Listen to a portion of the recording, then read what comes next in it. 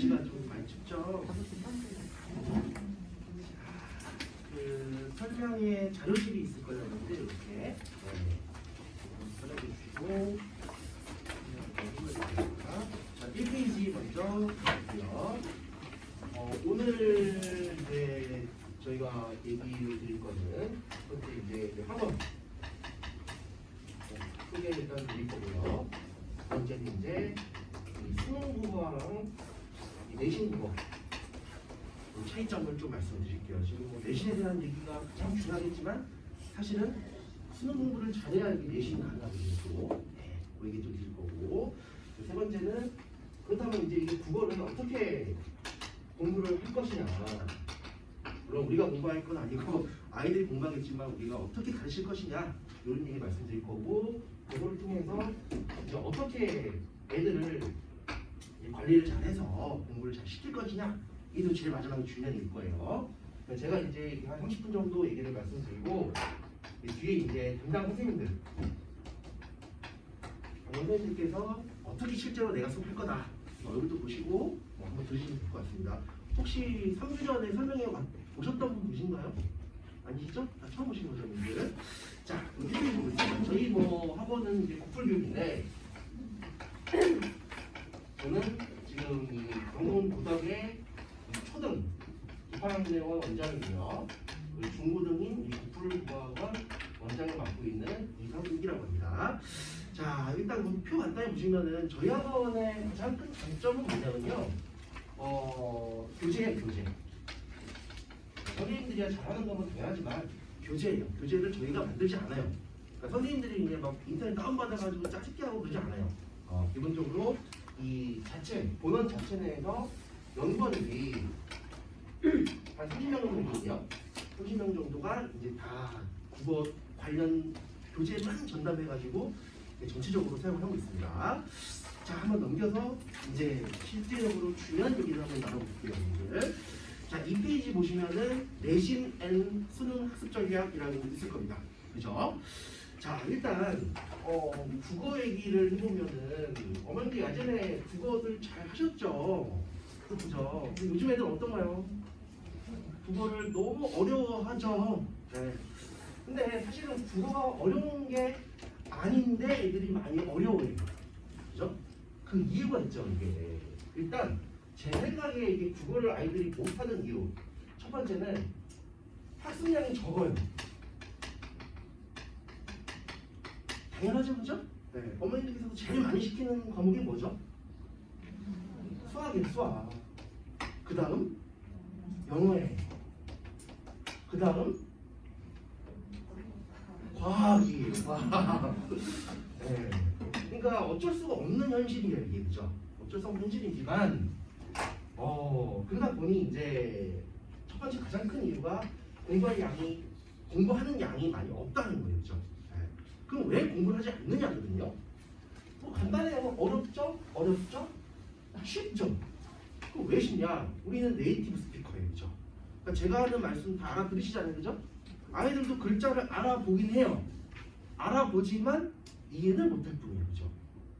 이거를 이제 우리가 해결해야 되는데, 또 가장 최근에 이제 수능이 있었죠, 수능이. 올해는 그나마 좀 다행이었어요, 그죠? 올해는 수능 국어가 작년, 재작년보다 좀 쉬웠어요. 하지만 중위권 애들은, 중상위권 애들은 또 어려웠어요.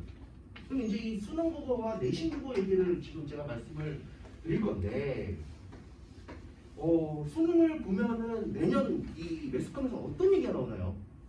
문학이 어렵대요. 독서가 어렵대요. 비문학이라고 얘기하는 독서가 어렵다고 해요, 독서. 그럼 여기서 얘기하는 독서라는 거는 인문, 사회, 과학, 기술, 법 이런 얘기들이에요. 여기서 가장 큰 이 국어 공부의 함정입니다. 뭐냐? 이 중학교 국어 같은 경우는 우리가 어떻게 시험 준비를 하냐? 평소에 공부를 안 하죠. 학교 수업을 열심히 안 듣죠. 선생님이 알려주면 뭐만 하냐? 받아 적기만 해요. 그러니까 이 한계가 뭐냐면은 생각을 하지 않아요, 애들이. 생각을 절대 안 합니다, 국어 같은 경우에. 그럼 중학교 국어 같은 경우는 어떻게 준비하냐? 평소에도 안 하는데 잠깐 1, 2주 정도 공부를 해요. 어떻게? 암기, 어떻게 문제를 많이 푼다는. 그죠? 문제 낸 식으로 문제를 많이 풀기 때문에 중학교는 그나마 가능합니다 이게. 그래서 중학교 시험은 대부분 90점 이상이 나와서 A가 나오죠, 그죠? 근데 이게 이제 1등급이라고 생각하면 절대 안 되죠 이게. 왜냐? 고등학교 오면은 상대평가가 바뀌고 결국 1등급은 몇 프로냐면은 4%예요. 300명 쳤을 때 4%면은 12등 안에 들어야 돼요. 반에서 1등을 무조건 해야만 한다는 얘기예요 이게. 2등급 11%까지예요. 3등급 23%까지예요. 이게 지금 25에 30% 되거든요. 그럼 90점 받아서 A 나왔다. 얘는 4등급이에요. 고등학교 올라가면. 99점 100점이 나와야 그나마 여기 들어간다는 얘기거든요. 이게. 자, 그러면 이게 뭐 문제가 뭐냐?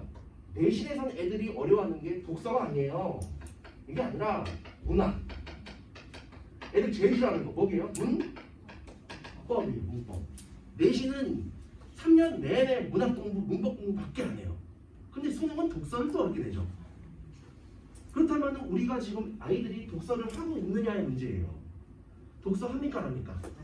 절대 안 해요. 영어 단어는 외우죠. 근데 수능에 무조건 단어 문제가 한 문제 나오거든요. 안 해요. 내신에서도 단어 문제가 나오거든요. 안 해요. 그러니까 우리는 공부를 안 한다예요. 국어 어려운 게 아니라는 얘기지 사실은 이게. 그렇죠? 네. 그렇다면 결국 국어를 공부를 시켜야 돼요 우리는요. 근데 애들이 열심히 하나요? 아니면 대충 하나요? 대충이에요. 대충이에요. 열심히 하게끔 저희가 시킨다. 이 얘기를 좀 말씀드릴 건데, 자 이제 박스 한번 보시겠습니다. 내신 국어의 학습 전략이 되어 있는데 기본 문제는 80%에서 90%입니다. 그 얘기는 무슨 말이냐? 내신하고 똑같아요. 중학교. 암기하고 문제 많이 풀면 충분히 가능한 거예요. 결국 성실성의 문제, 성실성. 여기서 또 문제가 생기죠. 아이들이 고등학생이 되면은 공부량이 중학교 수학보다 고등 수학이 많을까 적을까요? 여기도 마찬가지죠? 공부를 더 하자는 거예요. 그러니까 결국 중학교 때보다 내신이 더 안 나오는 거예요. 성실성 자체만으로도 해야 3, 4등급이 나오는 건데 이거조차 완벽히 안 되죠. 여 성실성에는 저도 포함되죠. 아이들 제일 힘들어하는 게 뭐게요? 객관식 말고 서술성, 서술형 문제들. 서술형 문제들을 조금씩 깎기만 이게 또 문제가 된단 말이죠. 자, 중요한 건 그 다음입니다. 변별형 문제라고 있죠? 별표 한번 쳐주시겠습니까? 제가 오늘 말씀드리고자 하는 건 딱 하나일 거예요. 뭐냐? 안 배운 지문을 풀 수 있는 능력을 키우자가 지금 국어 공부의 핵심이에요. 왜냐? 이 고등국어에서는 내신에서 80, 90%는 이제 아는 문제들이 나올 거예요. 근데 나머지 10%, 20%는 안 배운 게 나옵니다. 갑자기 시조가 막 등장한다느니 모르는 현대시가 막 섞어 나온다느니 이런 것들이 등장이 될 거예요. 결국 뭐냐? 안 배운 지문들을 내가 읽고 해석한다는 얘기는 독해하고 아까 제가 말씀드린 애들이 생각 안 한다 했죠? 사고력을 키워야 돼요. 사고력을. 근데 현실에서 조금 어려움이 이게 생깁니다. 어떤 어려움이 생기냐? 아이들이 안 배운 거 자꾸 우리가 시키면은 무슨 말을 할까요? 선생님 이거 안 배운 거 왜 자꾸 해요? 이런 얘기를 해요. 실제 시험에 이렇게 나오는데. 그러니까 그런 거를 강조를 계속 애들에게 해주고 있고 실제 수업을 그렇게 하고 있습니다. 이게. 자, 그 다음 수능 국어 학습자를 볼게요. 자, 수능 같은 경우는 뭐 문학, 뭐 문법, 독서 존재하지만 뭐가 제일 어렵다? 독서가 제일 어려워요. 올해 같은 경우는 수능이 쉬웠다지만 뭐가 가장 어려웠냐? 그 14번하고 17번 문제였을 텐데 법이에요. 법과 관련된 내용이 시험에 출제가 됩니다. 그럼 빠른 시간 안에 읽고 이해를 해줘야 돼요. 또한 시험 문제는 아마 과학책이었을 거예요. 어렵죠. 저도 어려워요. 저도 과학책은 가끔 등장하면 긴장이 돼요. 하지만 풀어내죠. 왜? 난 안 배운 지문을 해석하고 내가 표현할 수 있으니까. 그 훈련이 필요하단 말이죠. 자, 독해사역이 중요하다. 1등급을 맞으려면은 무조건 안 배운 지문들을 내가 이겨내야 된다라는 말씀드리고, 자 이제 중요한 건 선택 과목 문제가 나왔네요. 선택 과목. 자, 선택 과목은 언어와 매체 그리고 헌법과 작문이 있습니다. 자, 여기서 얘기하는 언어라는 얘기는 문법이에요. 그럼 아이들이 뭘 선택할까요? 화작을 선택해요. 화작을. 왜? 너무 쉽거든요. 자, 근데 여기서 이제 또 봐야 될 게 있습니다. 자, 언어의 매체는 대부분 상위권 애들이 선택합니다. 헌법과 작문은 중하위권 아이들이 선택을 해요. 그 이유는 간단하죠. 헌법 작문은 공부할 게 없어요. 내용이 없어요. 헌법 제가 지금 말하고 있죠. 어떻게 해야 말 잘하나요? 얼굴 마주보고 얼굴 판서하고 손으로 하고 질문하고 이게 이론이에요. 그러니까 이거는 배울 게 없는 거예요. 문제만 푸는 거죠. 근데 단점이 있어요. 지문의 길이가 길어요. 그래서 만만하지만 시간이 걸리기 때문에 다른 지문들을 읽을 수 있는 시간이 부족하게 돼요. 그래서 공부량이 없기 때문에 중하위권들이 많이 선택하고 지문이 길기 때문에 조심해야 돼요. 자, 그 다음에 이제 언어 매체인데 문법을 학생들이 제일 싫어해요. 문법을. 그 다음 시간 고전식. 해석 안 하니 해석 안 되니까 애들. 관동별곡 다들 기억하시죠? 애들 1학년 들어가면 그때 2학기 중간고사 할머니 멘탈이 흔들리기 시작해요. 이거 왜 배우냐? 현대문법도 싫어하는데 중세문법을 또 배우고 있어요. 그런 것들이 이제 1학기 진행될 텐데, 자, 문법은 제가 이 국어 공부를 해서 그게 아니라 문법은 간단하죠. 개념이 있어요. 응용력이 필요한 거예요. 수학이 공부량이 많나요? 아니면 개념 가지고 응용하나요? 문제 해결력이 필요한 거거든요. 근데 이게 응용력이 이제 좀 부족한 거지 학생들이. 그리고 문법 개념을 이해하는 게 좀 빡센 거지 애들이. 그러니까 좀 쉬운 거 생각하는 건데 웬만하면 언어와 멘치 선택하는 게 좋아요. 왜냐? 수학 문제가 기나요? 아니면 짧나요? 수학 문제 짧죠? 다른 거보다 짧죠? 네.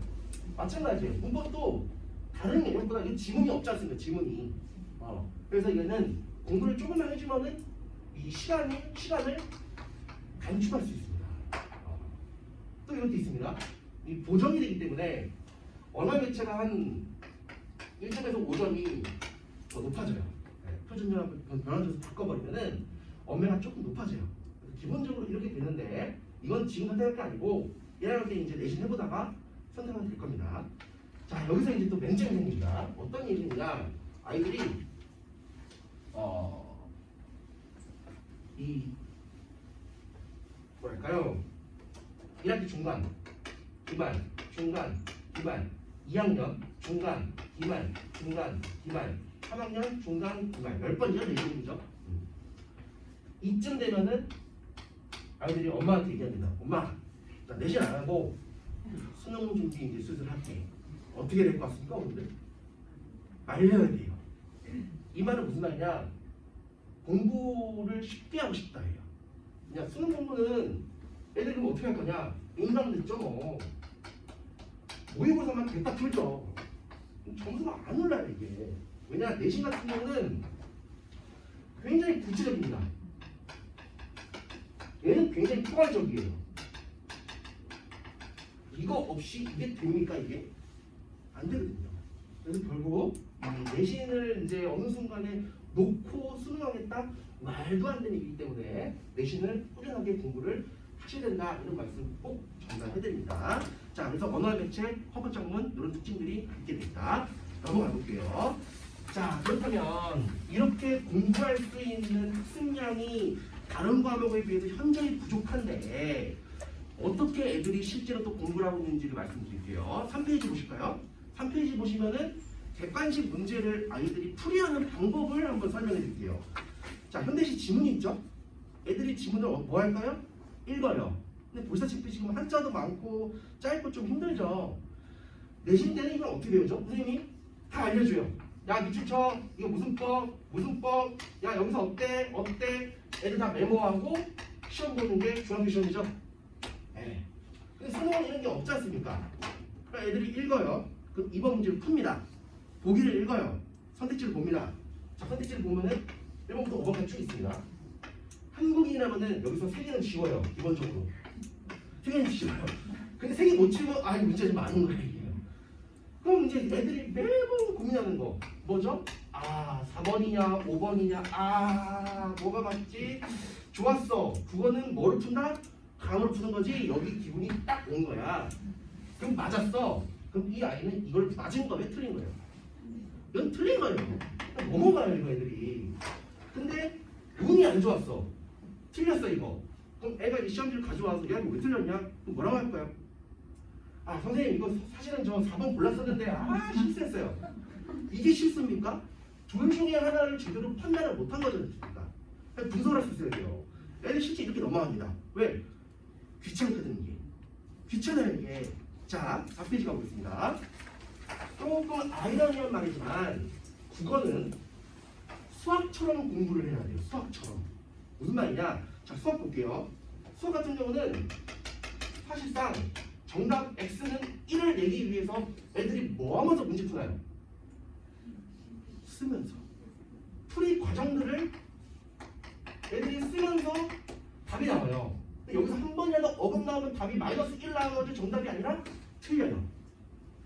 국어도 마찬가지입니다. 국어를 눈으로만 딱 읽어가지고 답 3번이 아니라 읽어가면서 뭐가 뭔지 분석하고 난 다음에 답이 나와야 되는데 국어는 굳이 안 써도 된다는 느낌을 받잖아요. 우리가 써야 돼요. 국어를 무조건 무조건 써야 돼요. 저도 지금 이 얘기들을 수업 시간이지만 몇십 년째 하고 있지만 우리가 쓴단 말이야. 아직도 외모가 습관이에요. 국어는 그래서 여자애들이 잘할까요? 남자애들이 잘할까요? 여학생들이 훨씬 잘해요. 이거는 간단하죠. 뭐 때문에? 꼼꼼해서.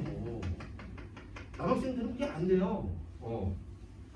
자, 수학은 사실 서술이기 때문에 국어 같은 경우도 마찬가지입니다. 선택지 3개를 지우고 둘 중에 하나 갈등하다가 찍어요. 풀이 과정을 안 써요. 그래서 우리는 풀이 과정을 쓰게 할 겁니다. 그게 이제 국어 풀이 과정 국풀이거든요. 그래서 결국 더 큰 문제는 문제를 틀렸어. 그럼 어떻게 해야 돼요? 지문을 다시 읽고 문제의 선택지에서 뭐 틀린지를 판단해야 되는데 뭐 보냐?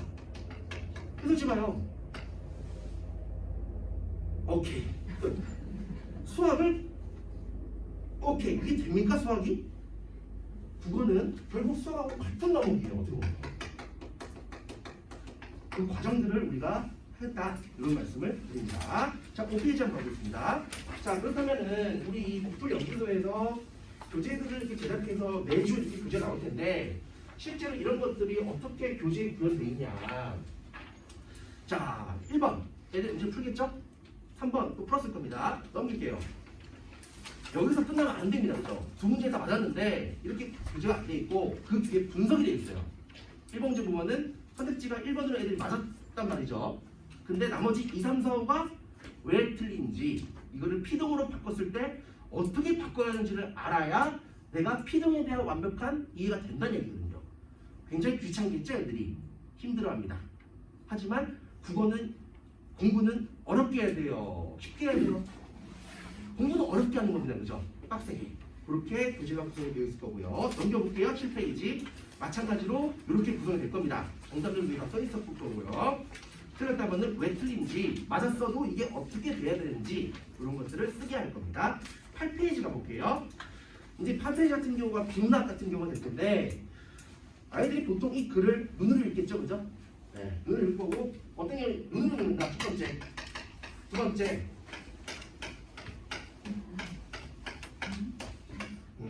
이렇게 합니다. 네. 그래서 절대 이런 습관들을 바꾸기 위해서 지문을 읽고 난 다음에 문제를 풀고 난 다음에 그 뒤에 소지시 찾기 다 쓰게 돼 있어요. 일단락에 무슨 내용이 적혀져 있는지 반복됨으로써 우리는 생각을 하게 되는 거거든요. 이거 만약에 안 해왔다, 숙제 안 한 거예요. 우리하고는 1번 정답 맞았다 이거 숙제 안 한 거예요. 뒤에 과정이 더 중요한 거예요. 이거 안 했다? 그럼 나가야 돼요. 다 쓰게 할 겁니다. 넘어갈게요. 9페이지도 마찬가지입니다. 자, 단계별로 뭐 3문단에 어떤 내용들이 이렇게 숨어 있는지, 자, 이 빈칸을 채우려면 우리 아이는 어떻게 해야 돼? 이 글을 다시 또 읽어줘야 돼요. 다시 읽었다는 얘기는 생각을 할 수밖에 없을 거예요. 이 작업들을 들어있다라는 말씀을 드립니다. 10페이지 갈게요. 자, 잘못된 국어 방법이 있습니다. 첫 번째, 모의고사를 일주일에 1회씩 풉니다. 정말 잘못됐죠. 80분 동안 45문제를 풀어요. 그럼 무슨 기분이 들까요? 다 풀고 나면은 내가 해냈다라는 기분이 들어요. 2등분이 나왔습니다. 기분이 좋아요. 틀린 문제 있었겠죠? 한 2등분 짰을 거예요. 이거 어떡하게요? 안 봐요. 2등도 기분이 좋아요 그냥. 다음 주에 또 시험 보세요 혼자. 1등 나왔어요. 기분이 더 좋아요. 한 개는 틀렸거든요. 절대 안 봐요. 왜? 아 내가 실수했었지.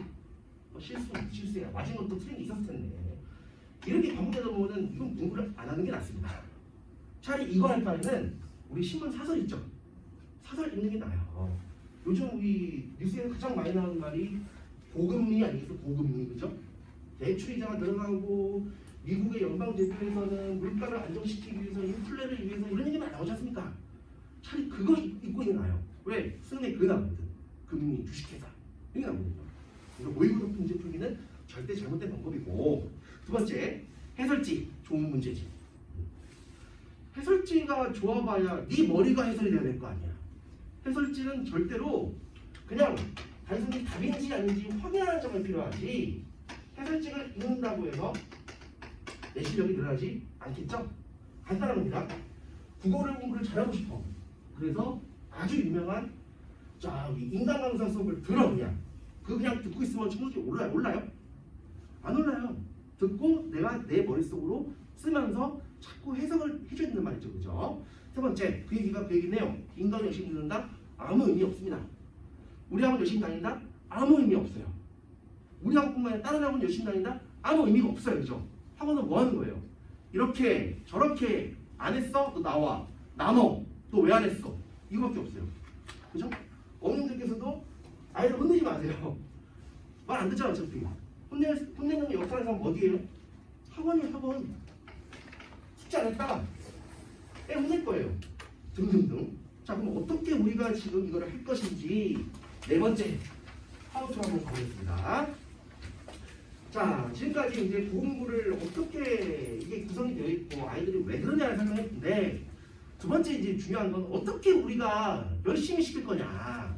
이 구풀 과정이라는 게 수없이 써야 되기 때문에 많이 힘든데 어떻게 열심히 할 수 있을 것이냐 이건데요. 12페이지 한번 가보겠습니다. 자 일단 중등부 혹시 있으시면 손 한번 들어보겠어요? 네. 중등부 많네요. 자 중등부는 일단 다들 뭐냐면은 우물안 개구리거든요. 이 말이 무슨 말이냐? 내가 전국에서 지금 몇 프로 안에 드는지를 몰라요. 그냥 학교에서 A, 잘하네 이것뿐이거든요. 자 중등부 같은 경우는 테스트를 꼭 신청하세요. 전문들 고등부도 마찬가지입니다. 이유는 간단해요. 저희 학원이 전국에 50개 있습니다. 뭐 대치, 뭐 분당, 목동, 뭐 중계, 뭐 많기 때문에 그 데이터들을 다 합친 상태로 등수가 나올 거예요. 그럼 우리 아이가 몇만 명, 몇천 명 중에 몇 등인지 동서가 판단이 될 겁니다. 테스트 꼭 보시길 바라고. 자 넘기면 13페이지입니다. 자 중등부의 수업 구성은 이제 기본적으로 90분이 될 거예요. 90분은 말 그대로 진짜 국어 수업이고요. 나머지 90분은 독서, 연습입니다. 중등부 역시 국어는 안 배운 지문을 먼저 예습하고 난 다음에 수업을 듣게 될 거예요. 그래서 어려운 내용들을 선생님이 주로 봐주실 거고 물론 문법 같은 경우는 개념은 전주에 수업을 해줄 거예요. 네, 그렇게 들어갈 거고 독서 같은 경우는 일주일에 2주에 한 권 독서를 함으로써 뭐 토론도 하고 독본도 쓰고 뭐 논술도 하고 그렇게 진행이 될 겁니다. 넘길게요. 14페이지입니다.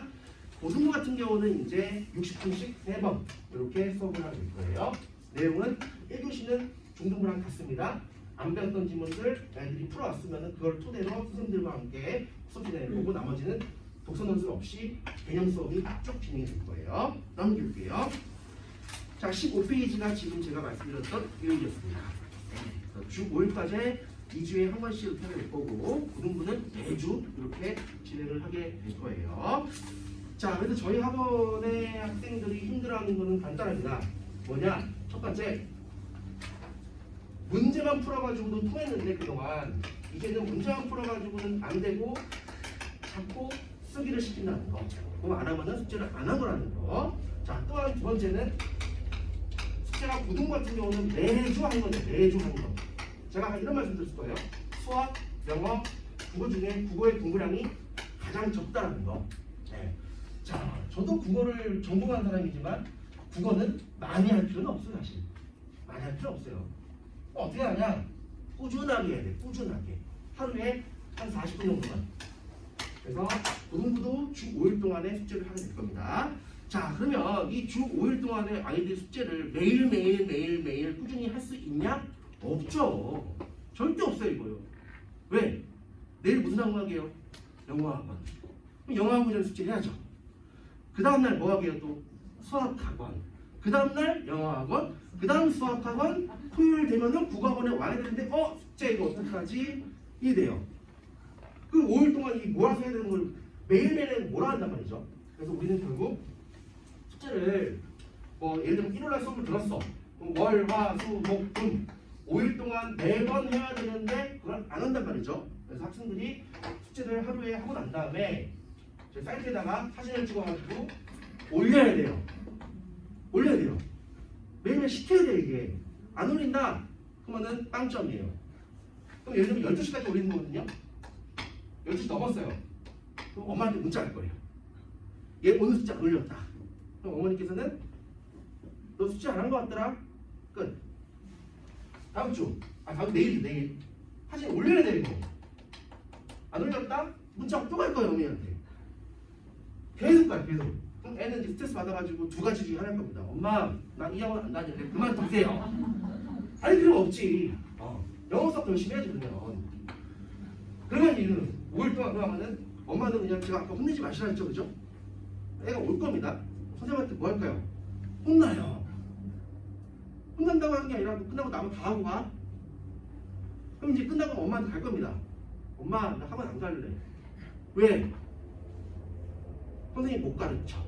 뭘 못 가르쳐? 네가 숙제를 안 했잖아 지금. 뭘 학원 댕겨 그러면 안 할 거야. 왜 다니냐고 이게. 이렇게 관리를 해드릴 거예요.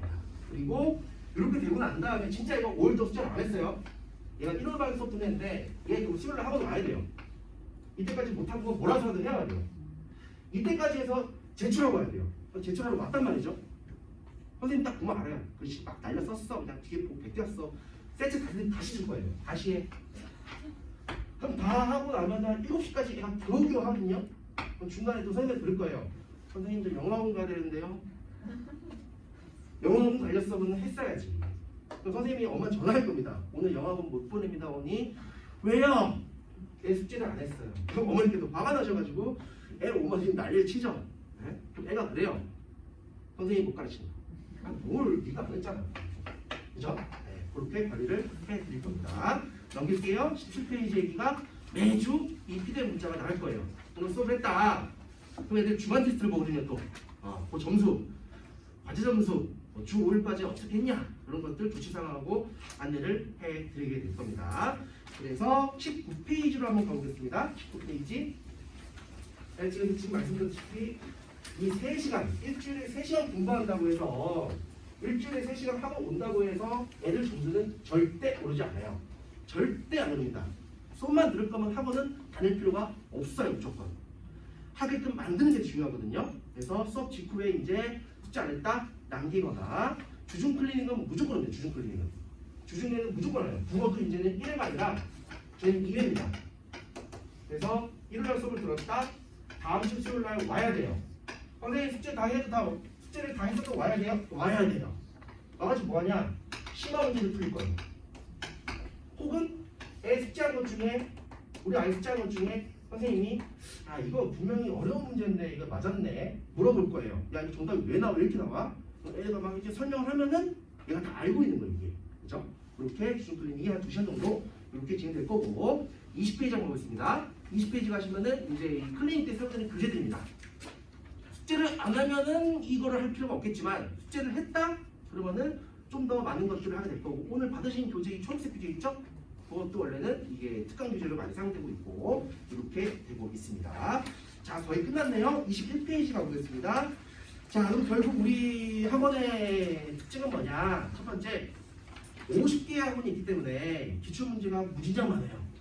그리고 기출문제가 많은 게 장점이기도 하지만 기출문제에 대한 해설이 다 있습니다.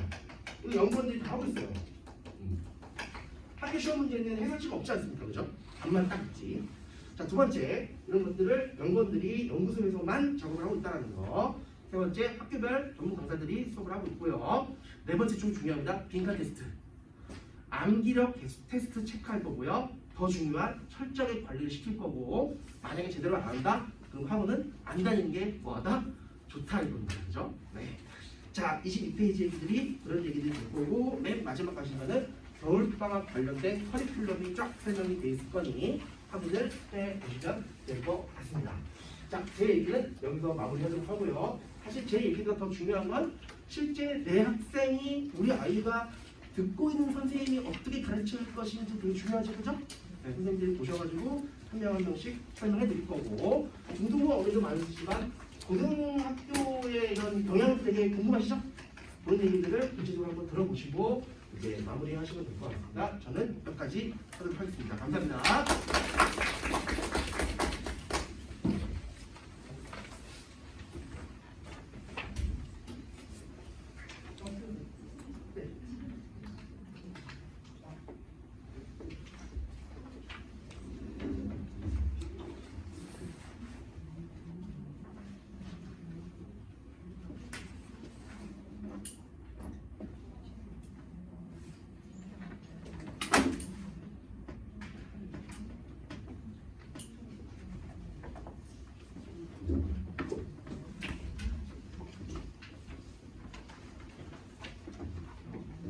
네, 안녕하세요. 저는 지금 현재 고1하고 고2 담당을 하고 있고요.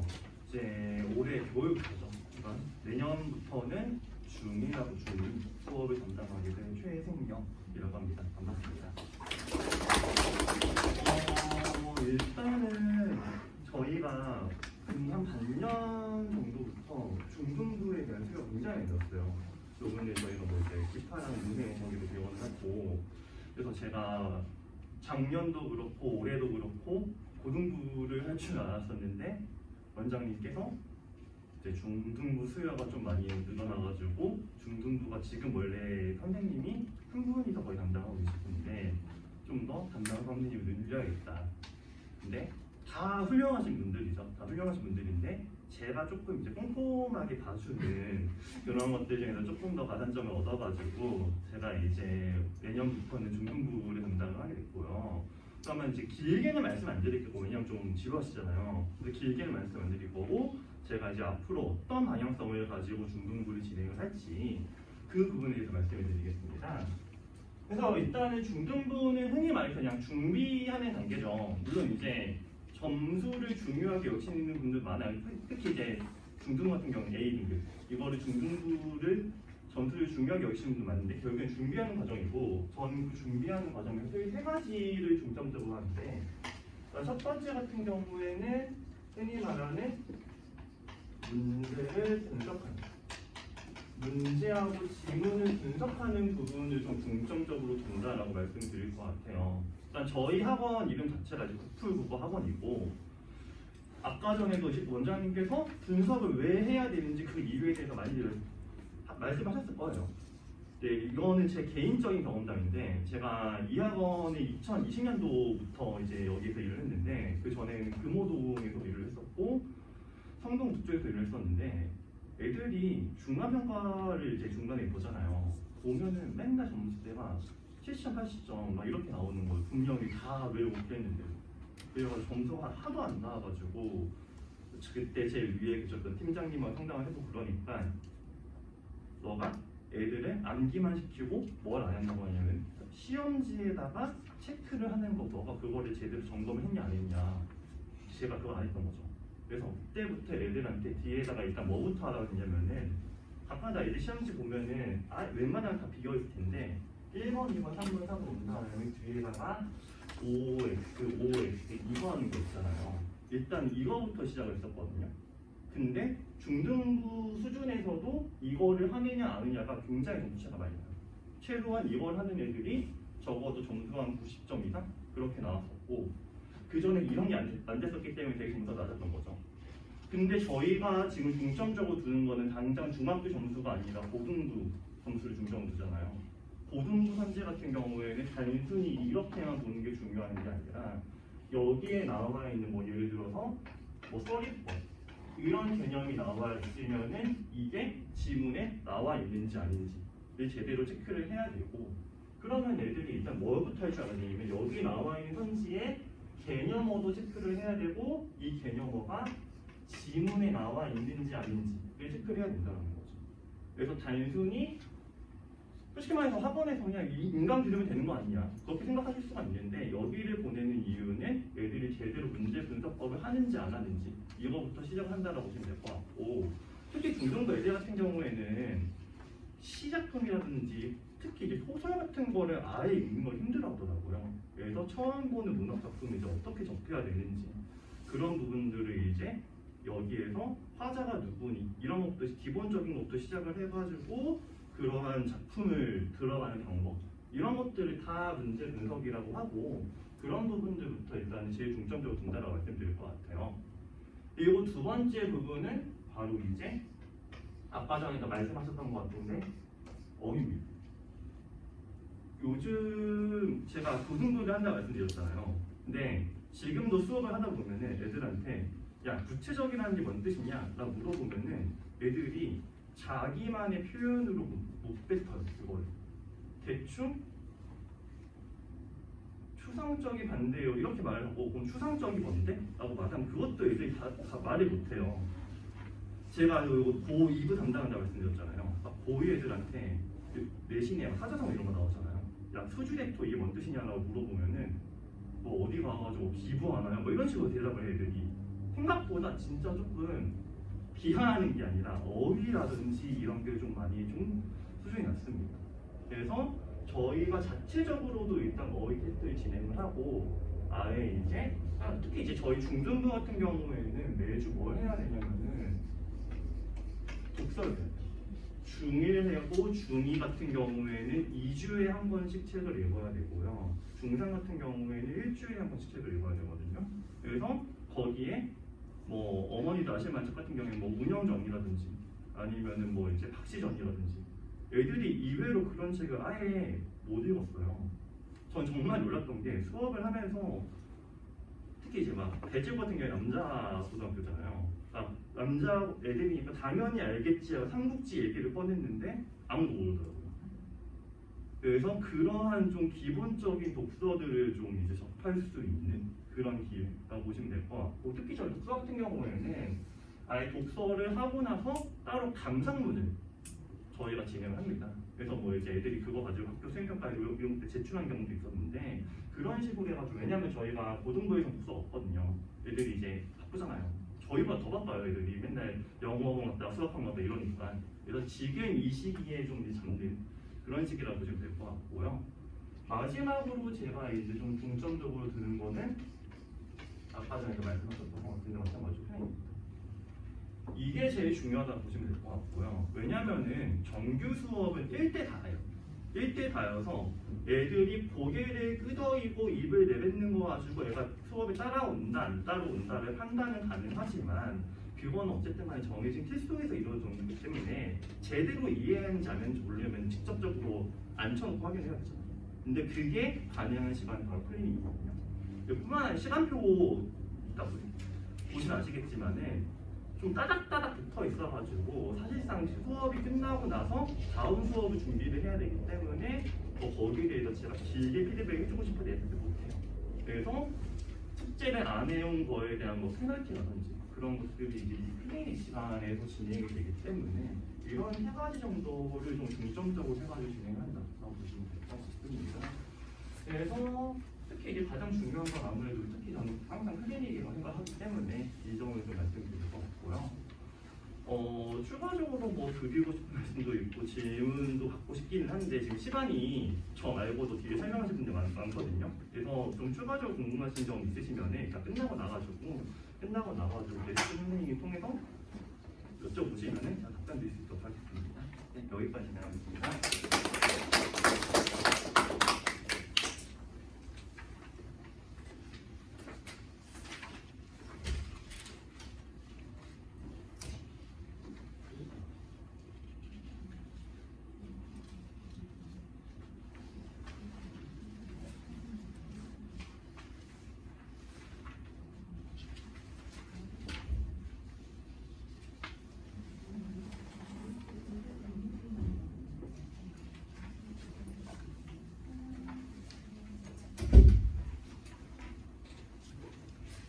안녕하세요. 저는 중등 전임 강사 김도연 강사라고 합니다. 저를 알고 계시는 분들도 있고 처음 보시는 분들도 있을 텐데 앞서서 이미 저 원장님이랑 앞에 중등부 승현 선생님이 설명을 해주셔서 저는 간단하게만 이야기하고 넘어갈 거예요. 일단 크게 제 수업도 정규랑 내신으로 나눠져 있는데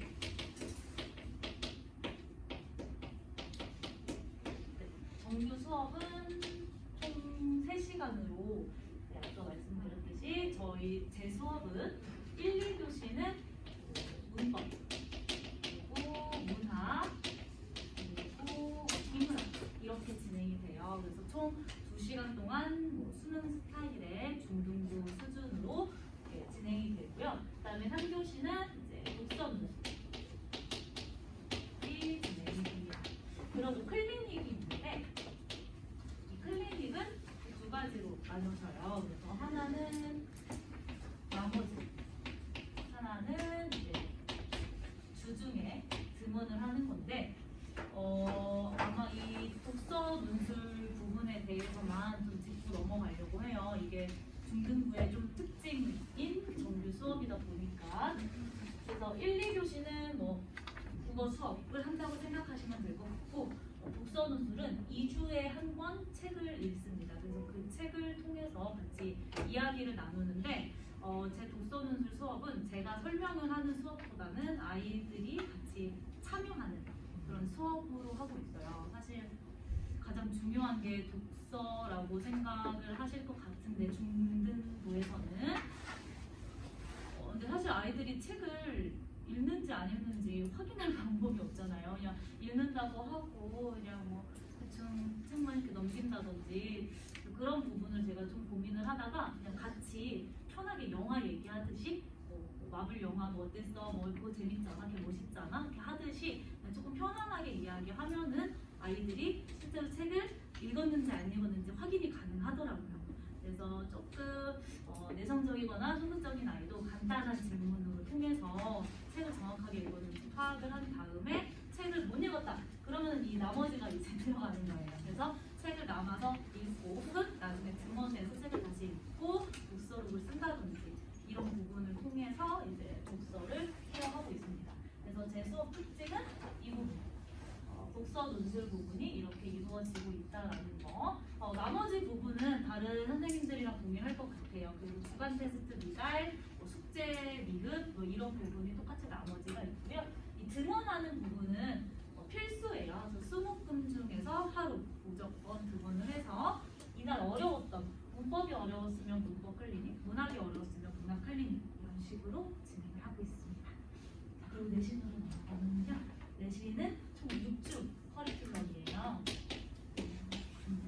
6주 커리큘럼이라고 해서 조금 많다고 느껴지실 수 있는데 자세하게 배운다고 생각하면 될 것 같아요. 그래서 총 4주 동안은 기본 개념을 다진다고 생각하면 되고 소단원 한 개씩을 배운다고 생각하시면 될 것 같아요. 보통 시험 범위가 소단원 4개 정도거든요. 그래서 4개를 4주 동안 나눠서 하는데 이때 하는 거는 자습서, 평가 문제집, 그리고 우리 자체 교재가 있어요. 그래서 자체 교재 이 3가지를 한 소단원 한 개당 150문제에서 200문제 이상씩 풀고 있어요. 소단원 하나씩. 그래서 이렇게 해서 개념을 다진 후에 이때 본격적으로 시험 대비가 들어갑니다. 그래서 객관식 기출이라든지 서술형 기출 그리고 제일 중요한 학교별 프린트, 학교별 유인물도 이제 같이 수업을 진행하고 쪽지 시험을 보고 그러고 있습니다. 저희 커리큘럼은 이렇게 하면 되고 조금 더 자세한 커리큘럼은 사실 이 150문제, 200문제를 푸는 방법이 조금 특이해요. 그래서 한 문제 한 문제 전부 다 근거를 쓰게 시키거든요. 그래서 그런 방법이 있는데 이 유인물이 있는데 만약에 지금 여기가 다 고등이랑 중등이랑 섞여 있다고 해서 필요하신 중등 학부모님께서는 이따가 말씀해 주시면은 커리큘럼 보내드리도록 하겠습니다. 그래서 이러한 방식으로 저는 수업을 진행을 하고 있고요. 자기 PR을 좀 하자면은 이번 연도에 이 강의실에서 많은 학생들과 수업을 했어요. 그래서 중 2, 3을 제가 담당을 해서 내신을 많이 맡았는데 아이들도 굉장히 많이 따라와 줘서 너무 고마웠지만 제가 이번에 조금 몸이 아프게 돼서 쓰러지기도 하고 이랬어요. 일이 너무 많아서. 그래서 원래는 이번에는 중3 전임만 하기로 했었고요. 그리고 사실은 중3 전임만 지금 담당을 하려고 할 생각이에요. 근데 이제 원장님께서 고덕중 2학년까지만 이제 좀 맡아달라 해서 현재 중3 전임 플러스 고덕중 2학년 전임 이렇게 맡고 있습니다. 그래서 뭐 고덕중학교 학생들은 제가 많이 만나봤기 때문에 고덕중학생 부모님께서는 절 믿으시고 보내주셔도 좋고요. 그리고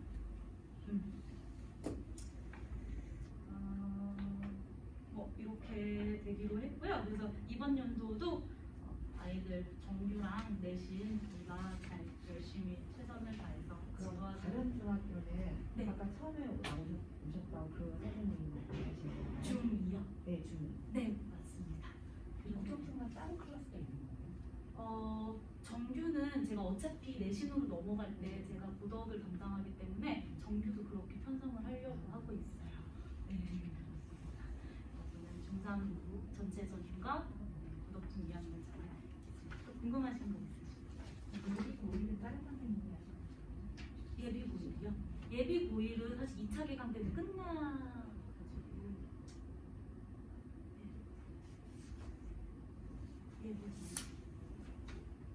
예비 고일은 이제 고일 담당 선생님이 따로 있고요. 예비 고일은 24일 이후로 이전으로 끝나서 지금 이제 제가 예비 고일도 하고 있기는 한데 24일 개강 이후에는 고등부로 넘어가게 돼서 저는 중3이랑 중2만 담당하고 있습니다. 열심히 최선을 다해서 지도하도록 하겠습니다. 감사합니다.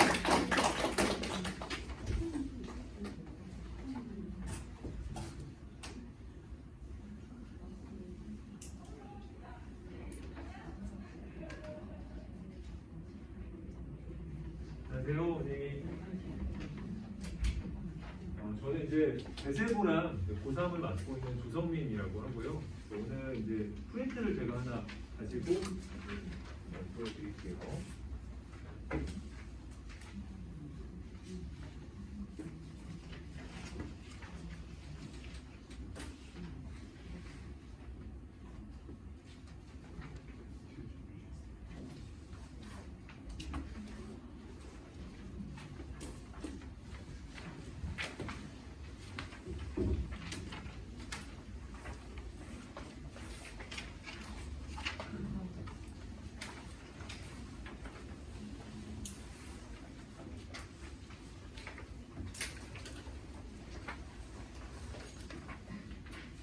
다시 한번 인사드리겠습니다. 저는 이제 여기서 고3이랑 대제고를 수업하고 있는 조성민이라고 합니다.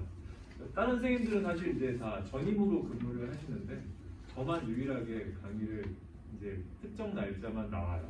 이유가 고3만 하는 저는 사람이라서 이제 고3을 하기 위해서 원장님이 저를 이제 여기서 고3반을 하나 운영해 봐야 해서 이제 시간을 주셨는데 어쩌다 보니까 이제 배제고를 하게 됐어요. 배제고라는 학교의 특성이 굉장히 수능 형태로 문제를 많이 내거든요. 그래서 이제 중학교를 지금 이 학원에서는 같이 하고 있고요.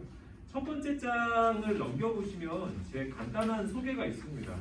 저는 이제 현재 뭐 여러 군데에서 대치동이나 재종반, 재수하는 친구들 있죠. 네, 그런 어떤 고3을 위주로 수업을 하고 있고요.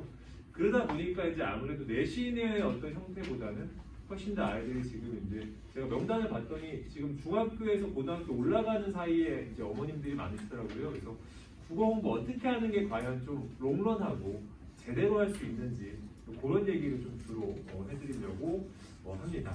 잠깐 넘겨보시면 이제 공부 방법에 대한 이야기는 아마 이제 원장님이나 앞선 선생님들께서 많이 얘기를 하셨을 거예요. 그래서 이제 방학 때는 첫 번째가 이제 국어 기본기 점검 시간이라고 제가 적어놓은 거 있잖아요. 그죠? 요거는 뭐 제가 굳이 말씀을 안 드릴 거고요. 앞에 선생님들 많이 얘기하셨을 거고. 그 그다음 두 번째 수능 국어 매뉴얼을 잠깐 보시면 아무래도 저는 이제 수능 강사다 보니까 이런 부분을 많이 말씀을 드릴 수 있을 것 같은데 요거는 제가 잠깐 얘기를 한번 해드릴게요. 수능은 평가원이라는 기관에서 내잖아요. 그렇죠? 그래서 올해도 이제 평가원에서 냈고 매년 평가원 시험이 끝나면 분석을 합니다. 뭐 어려웠냐, 쉬웠냐, 유형이 어땠냐 이렇게 분석을 하죠. 어머님들도 다들 알고 계시겠지만 평가원에서 이제 수능을 출제를 하는데 이 평가원에 들어가는 출제 이 위원들은 매번 달라져요. 그렇죠? 동일한 사람이 매년 들어가지 않아요. 교수님이 매번 바뀌고 그렇죠? 하지만 출제 위원은 매번 같지 않은데 평가원에서 만들어내는 문제는 매번 유형이 동일합니다. 그 말은 뭐냐면 같은 사람이 내지 않더라도 동일한 유형을 만들 수 있는 자기만의 방식을 가지고 있는 거죠. 평가원 이제 출제진들이 들어가면 거기 안에 있는 매뉴얼에 맞게끔 지문도 구성하고 선택지도 만들어내요. 그러다 보니까 우리 아이들이 결과적으로는 국어를 공부했을 때 단편적인 걸 이렇게 외우고 들어가면 어차피 수능이 안 나오거든요. 그럼 뭘 제대로 공부해야 되냐? 바로 평가원이 만들어내는 그 기준을 공부하는 겁니다. 그럼 기준을 어디서 공부해야 되면 사실 평가원이 기준을 공개하진 않잖아요. 그렇죠? 이런 기준으로 문제를 만들겠습니다. 지문을 선정합니다는 평가원이 가지고 있지만 공개하지 않죠. 그럼 거꾸로 어디서 얻어낼 수 있냐면 여태까지 했던 기출 문제들을 분석해서 이렇게 하는 겁니다. 그래서 수능의 형태는 이제 이런 거고요. 그래서 오늘 저는 이런 공부 방식에 대한 얘기를 조금 구체적으로 해드릴까 합니다. 제가 사실 배제고를 여기에 설명하러 와가지고 배제고 얘기를 잠깐 조금 해드릴게요. 3번을 잠깐 봐주시면요. 학교 경영부터라는 제목이 달려있죠. 그래서 이제 그 고등학교 올라가면 혹은 여기서 이제 또 고등학교 자녀를 둔 이제 어머님들 잘 아시겠지만 학교 내신을 잘하기 위해서는 경향이 참 중요하다고 하잖아요. 그렇죠? 그래서 학교의 경향은 어떻게 따지는 거냐?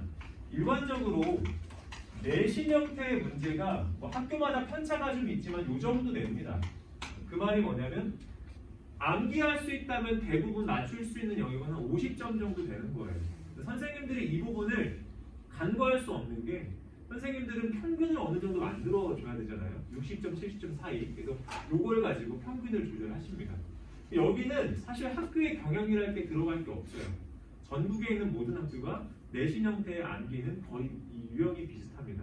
그럼 학교의 경영은 어디서 많이 반영이 되냐?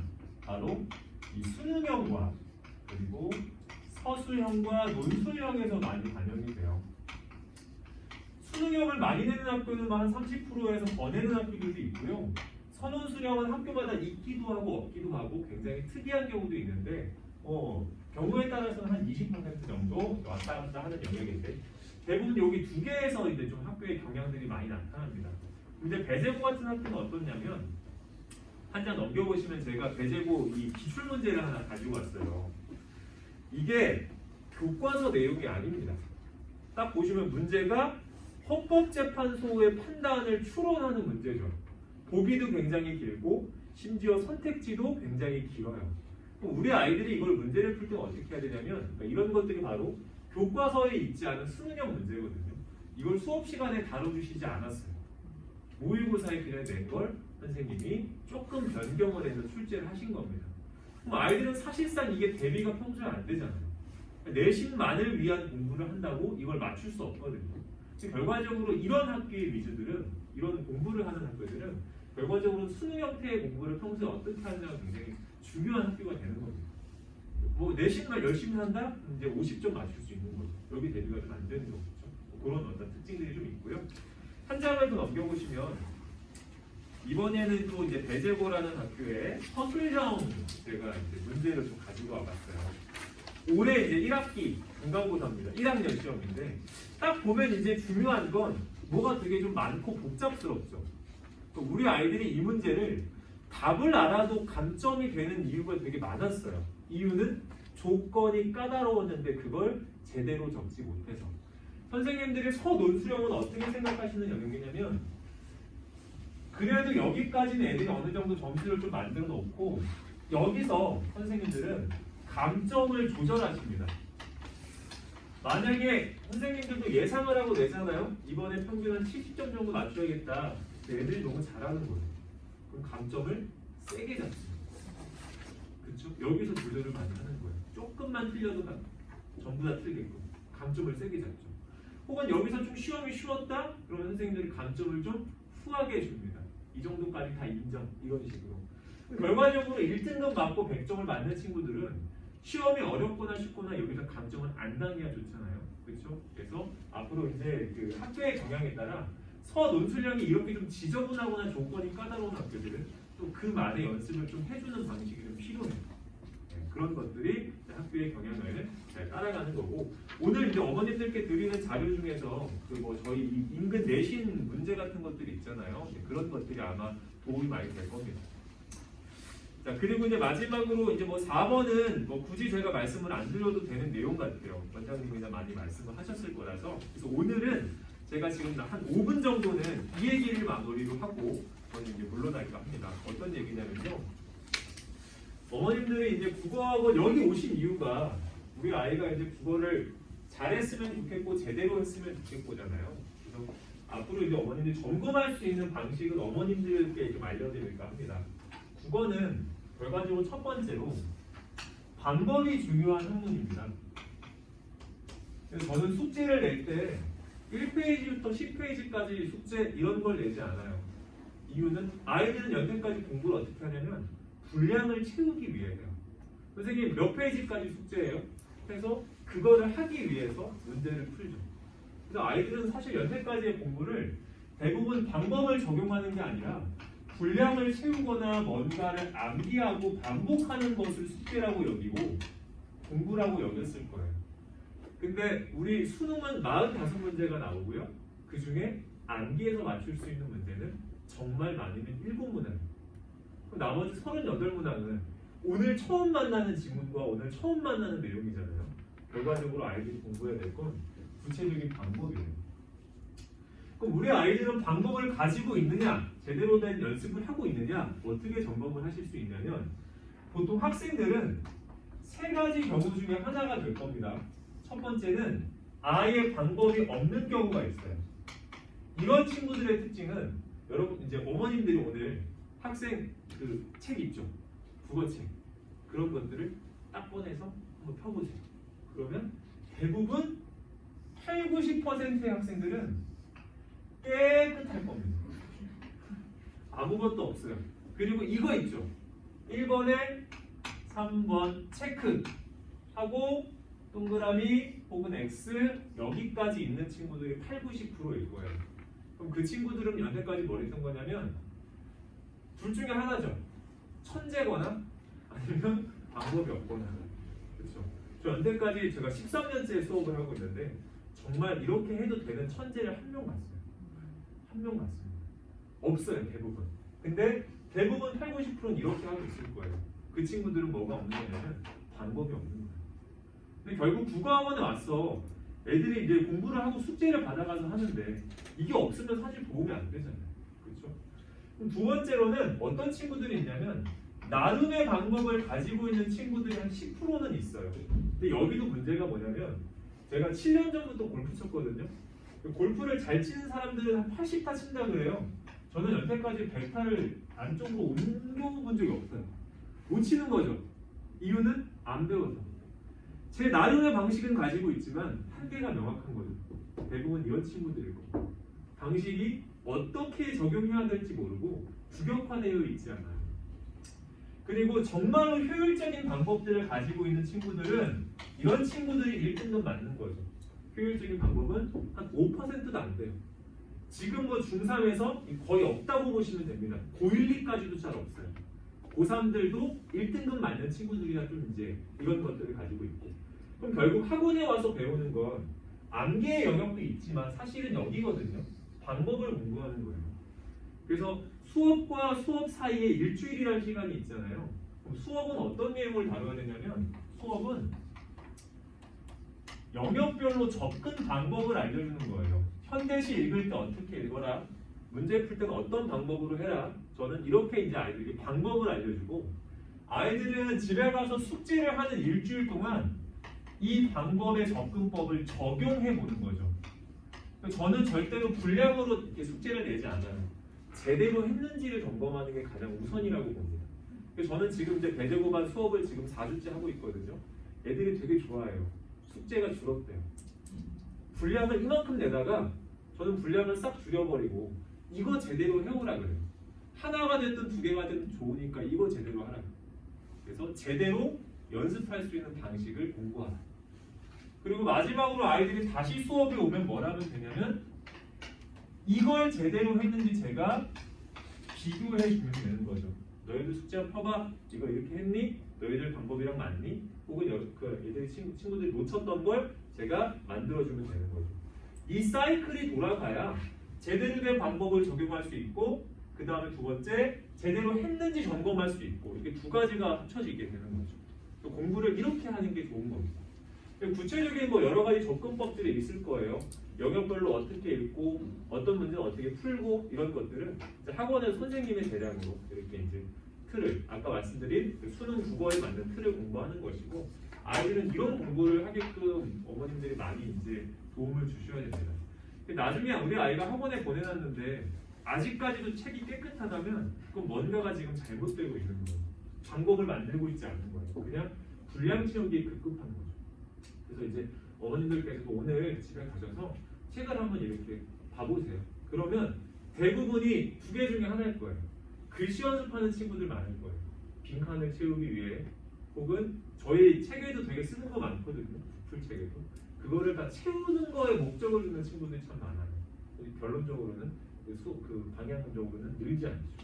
그래서 이런 어떤 읽으면서 접근법을 가지고 있는지를 좀 점검하고 그게 안 되면 다시 좀 이제 선생님과 좀 상담을 통해서 좀 해결해 나가는 게 좀 필요할 것 같습니다. 국어는 이제 좀 오랜 시간 걸리는 학문이에요. 암기 과목이 아니다 보니까. 그래서 지금부터 이런 연습해주면 좋을 것 같습니다. 전 여기까지 하고요. 다음 선생님 또 오셔서 얘기하도록 하겠습니다.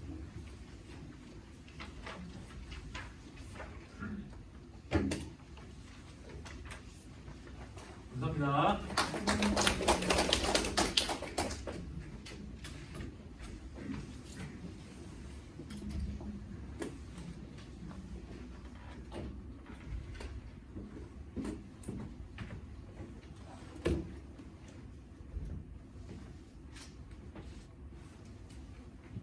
네, 우선 자료부터 드리겠습니다.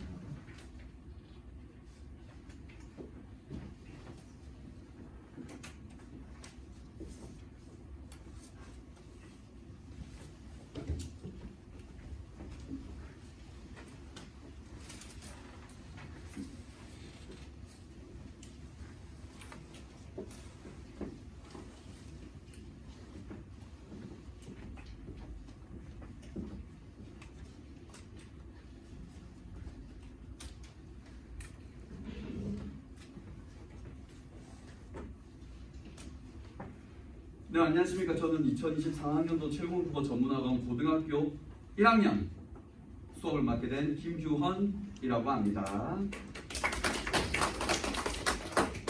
저는 뭐 간단하게 제 소개는 방금 나눠드린 자료에 넘치도록 나와 있기 때문에 한번 보시면 되겠습니다. 뭐 간단하게 말씀드리면 그냥 뭐 이제 맨 뒷 부분에 보시면 이제 저는 그 입사 자체를 분당원에서 재홍호 국어 전문학원 분당원에서 해서 거기서 원양쌤하고 같이 수업하다가 중계원도 가서 거기서도 수업하다가 그리고 여기 고덕원이 생기면서 그때부터 지금까지 계속 진행하고 있습니다. 그래서 뭐 확실하게 말씀드릴 수 있는 점은 국폴 교재가 조금 다른 여타 문제집들하고 좀 다른 식으로 구성되어 있는데 이제 그 교재가 발전해온 모습과 함께 저도 같이 성장을 해왔기 때문에 교재에 대해서는 또 누구보다 가장 알차고 좋게 잘 활용할 수 있지 않나 라는 부분 말씀드릴 수 있고 그리고 또 마찬가지로 고등원에 와서 이제 계속 여기서만 제가 쭉 수업을 한지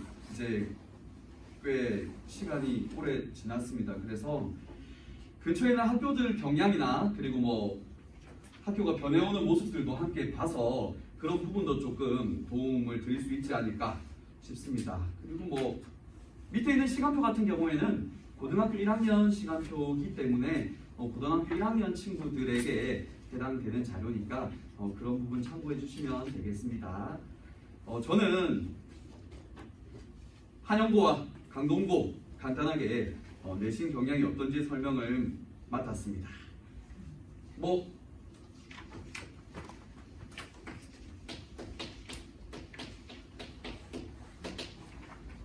네, 한영고 같은 경우에는 우선 매우 기본적으로 나옵니다. 문제가 심화된 문제보다는 기본적인 요건을 묻는 게 많이 나오는데, 근데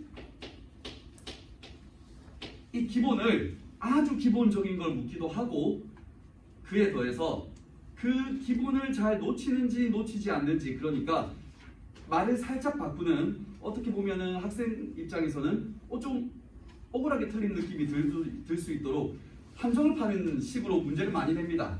그래서 어떻게 학생 입장에서는 함정에 낚였다 라고도 말할 수 있겠지만, 이제 선생님들 입장에서 보면은 꼼꼼하게 지문을 읽지 않았다, 선지를 꼼꼼하게 확인하지 않았다 라는 식으로 해석되는 문제가 많습니다. 그래서 좀 확실하게 보는 부분이 필요하고, 더불어서 보통 제가 봐왔던 한영고는 입학할 때 속담이랑 사자성어 뭉치를 나눠줍니다. 여기에서 이제 우리 친구들이 좀 미리 알아두고 시험에서 언제든지 활용할 수 있도록 선생님들이 낼게 라는 메시지로 사자성어나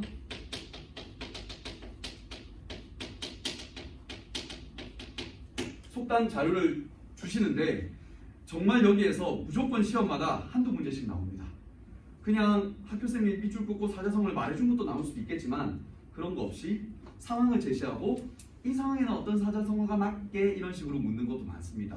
그래서 기본적인 사자성어나 이런 어휘가 없으면은 또 힘들 수가 있는 그런 식의 문제가 많고, 그것 말고는 일반적으로 다른 학교도 비슷하도록 외부 지문도 조금 나오긴 하고, 많이는 나오지 않는데 조금씩 활용하기도 하고, 그리고 조금 이제 서술형에서 이렇게만 하면 학생들이 좀 어느 정도 문제가 풀기 쉬운데, 서술형에서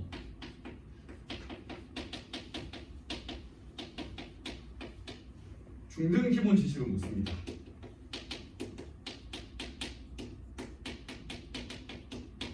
시험 범위에 포함되어 있지 않더라도 그냥 고등학생이니까 중학교에 있는 내용은 다 알아야 한다라는 느낌으로 중등 지식들을 많이 묻습니다. 특히나 문법적인 부분에서.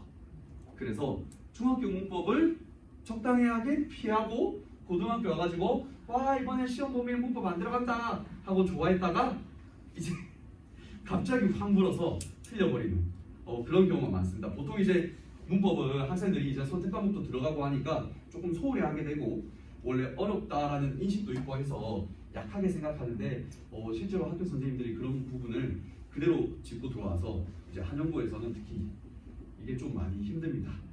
매년 이제 경향이 조금씩 바뀌긴 한데 대점도 바꾸고 이제 학생들의 그전 전체 평균에 맞춰가지고 조금씩 바꾸긴 한데, 이 문제의 점수 비중이 많이 높습니다. 보통 15점까지도 올라오는 경우가 많고, 그래서 학생들이 앞에 거 한번 잘해도 여기에서 확 나가는 경우가 있습니다. 고등학교 돼가지고 난 열심히 해서 좀 성적을 좀 올려야 되겠다라고 생각했다가 중학교 때 안 해놨던 게 발목을 잡는 경우가 있기 때문에, 그래서 그 전에 쉬는 방학 시간이나 아니면 조금 여유가 있는 시간대 계속적으로 자기 부족한 부분을 공부해야 하는 학교로 꼽힙니다. 한영고는 이런 부분들을 좀 신경을 많이 써야 되고, 그리고 강동고 이어서 말씀드리겠습니다. 강동고 같은 경우에는 한영고보다 기본을 더 챙깁니다. 어느 수준으로 챙기냐면, 교과서에 조금 기본이 설명이 덜 돼 있다 그러면은 그냥 그런 거 무시하고 이 기본 설명부터 많이 해주십니다. 중학교 때 공부를 하나도 안 하고 와도 그 기본 설명을 들어도 될 정도로, 들어도 중학교 때 공부가 한 대도 안 돼 있는데 고등학교 때 와가지고 어떤 개념을 배우는 데 있어서 학생이 부족함이 없도록 기본부터 설명을 하고 수업을 진행하십니다. 그리고 이 모든 것들은 다 시험 범위에 들어갑니다. 교과서에 있는 내용을 차라리 안 다룰지언정 기본을 약하게 하는 스타일은 아니기 때문에 정말 기본이 중요하고, 그리고 이 기본을 수업은 기본으로 내시고 그리고 수업은 기본으로 하시고 공부도 기본으로 가르쳐 주는데 이 기본을 평가함에 있어서 외부 지문을 활용해서 평가하십니다. 그래서 문제가 어렵습니다. 강동구는 항상 전체 평균이 많이 낮고 1등급 밑으로 2등급, 3등급, 4등급, 5등급은 확 차이가 나는 경향이 많이 보입니다.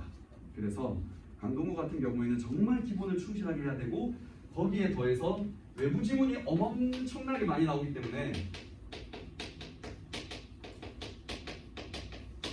그냥 시험지 하나에 외부 지문을 따로 고기로 주는 경우를 넘어서서 우리 흔히 그런 거 있죠. 그 1, 2, 3, 4, 5번에 시를 집어넣는 거 그런 문제들이 서너 문제씩 나옵니다. 그래서 학생 입장에서는 시험지 밖에 있는 외부 지문을 20개 이상 만나야 되는 그런 학교이기 때문에 외부 지문을 볼 줄 모르거나 또는 이 외부 지문 문제를 풀 수 있는 공략법을 모르면은 속수무책으로 당할 수밖에 없게 되어 있습니다. 반대로 말하면은 기본 중에 기본부터 수업을 하기 때문에 조금 중학교 때 소홀했거나 아니면은 나는 좀 확실하게 밑에부터 다지는 거 좋아한다, 꼼꼼하게 하는 거 좋아한다 이런 친구들에게는 정말 큰 기회가 되는 그렇다고 볼 수 있습니다. 그리고 그 강동구는 문법으로 특히 유명한데 문학도 어느 정도 어렵지만 문법은 정말 그 문법 담당 선생님이 계신데 그 쌤이 많이 어렵게 내세요.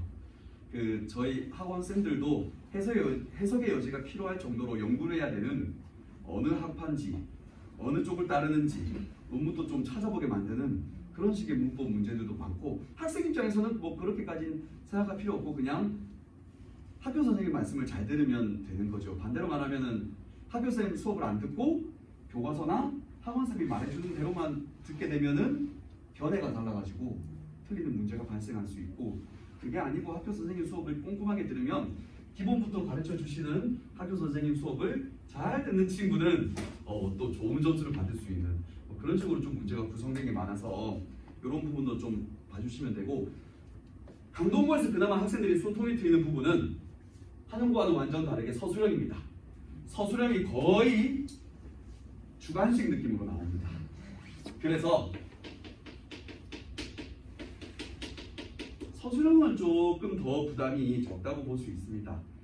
근데 이제 그 외부 지문이 하도 많아가지고 학생들이 외부 지문에서 조금 힘들어하고 전체적으로 말씀드리면은 제가 설명드린 이 강동구 둘 다 기본이 많이 강조된 학교라서 정말 기본부터 철저히 해야 되고 그 기본이 약한 친구들은 따로 공부를 더 열심히 해야 되는 그런 학교고 그리고 기본을 강조하는 학교들은 보통은 이제 말장난이나 아니면은 조금은 이제 학생들이 지문을 대충 보고 자기의 직감으로 해석을 하거나 직감으로 풀어버리면 이건 요즘 국어에서 밀고 있는 기본이 아니거든요.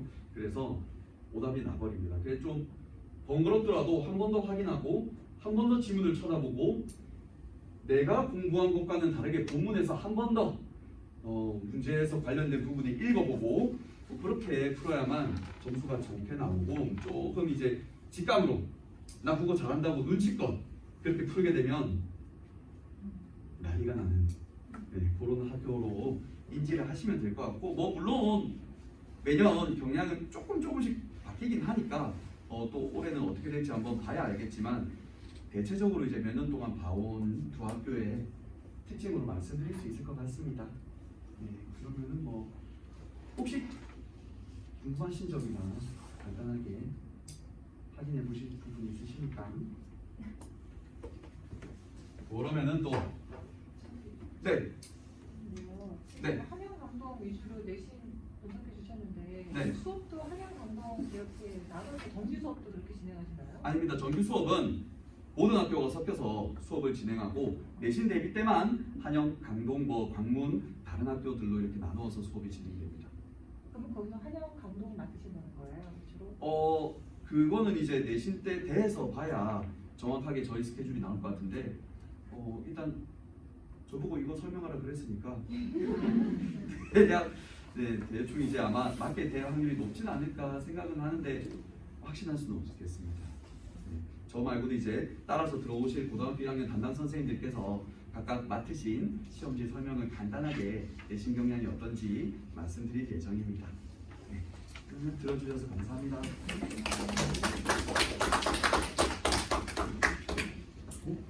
주고 가야죠.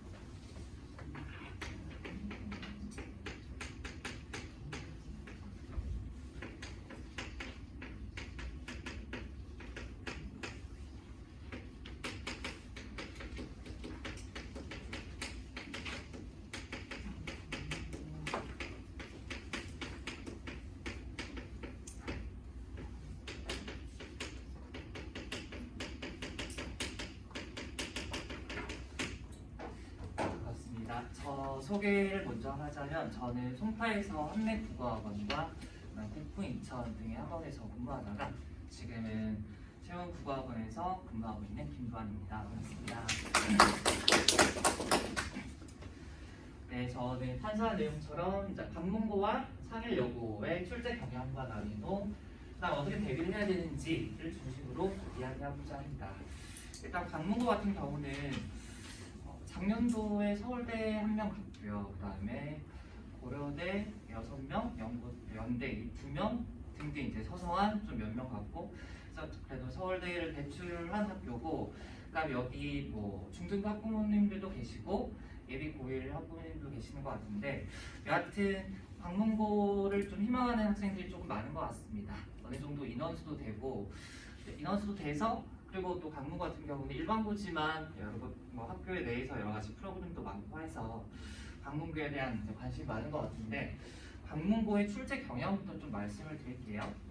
관문고는 내신형 사고와 그다음에 수능형 사고를 동시에 요구를 하는 시험으로 출제가 됩니다.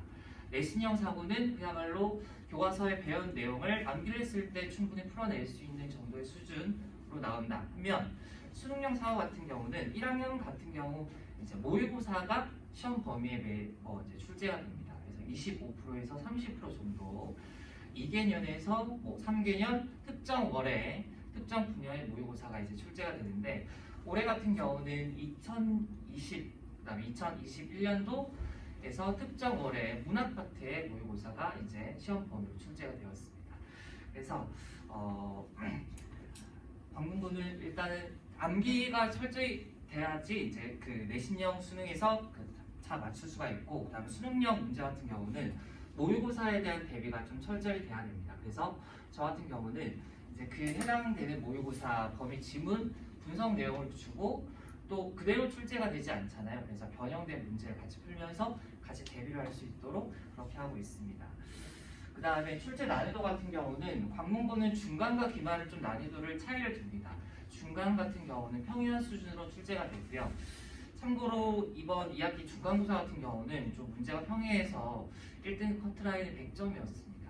그래서 한 문제라도 틀리면 등급이 이제 2등급 이하로 떨어지는 그런 사태가 벌어지고, 지금 1학년들 같은 경우는 마지막 이제 2학기 기말고사 시험 그 대비가 지금 하고 있고, 다음 주면 이제 다 끝날 것 같은데, 예상컨대 이번 기말고사는 좀 그 중간고사 시험이 너무 쉬웠기 때문에 전체 평균을 한 10점 정도 떨어뜨릴 정도로 좀 어렵게 출제가 되지 않을까 그렇게 생각이 듭니다.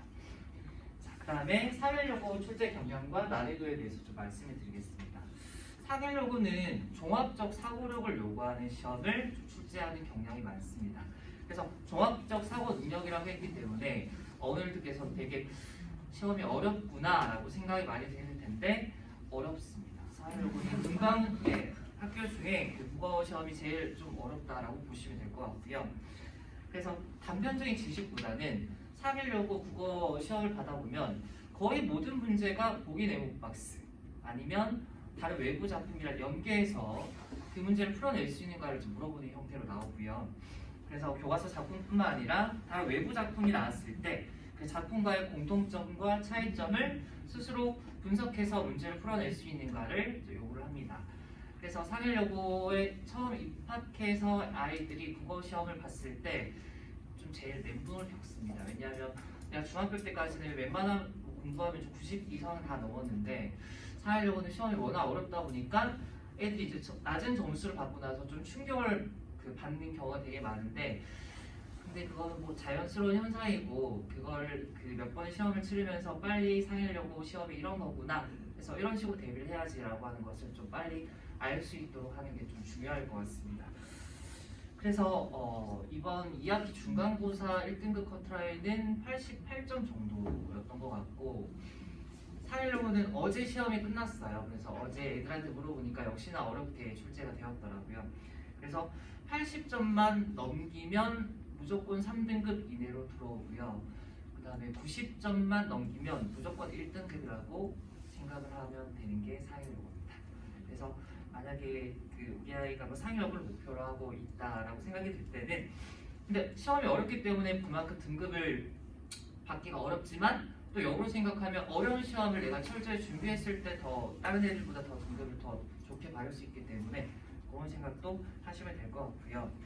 그 다음에 제가 시험 대비를 좀 어떻게 하고 있는지에 대한 설명을 드리면, 모든 걸 뭐 다 이야기할 수는 없겠지만 일단은 내신 시험은 암기가 일단 우선이 돼야 됩니다. 그래서 애들한테 암기를 하라고 하면 잘 안 하거든요. 그래서 클리닉 때 암기 테스트를 먼저 봅니다. 클리닉 때 지난번에 배웠던 내용을 일단은 공부할 시간을 일정 시간 주고, 공부가 다 끝났으면 제가 1대1로 이제 암기를 물어보는 거죠. 예를 들면 뭐 저번 주에 고려가외호라고 하는 시간을 배웠으면 고려가외 특징에 대해서 말해봐, 이런 식으로 해서 중요한 내용에 대한 암기 테스트를 먼저 하고, 암기 테스트가 다 끝나면 이제 고난도 문제를 풀어봅니다. 그래서 시험에 어렵게 나왔을 걸 대비해서 고난도 문제에 대한 대비가 될 수 있도록 그렇게 하고, 그 다음에 저는 매주 미니 모의고사를 봅니다.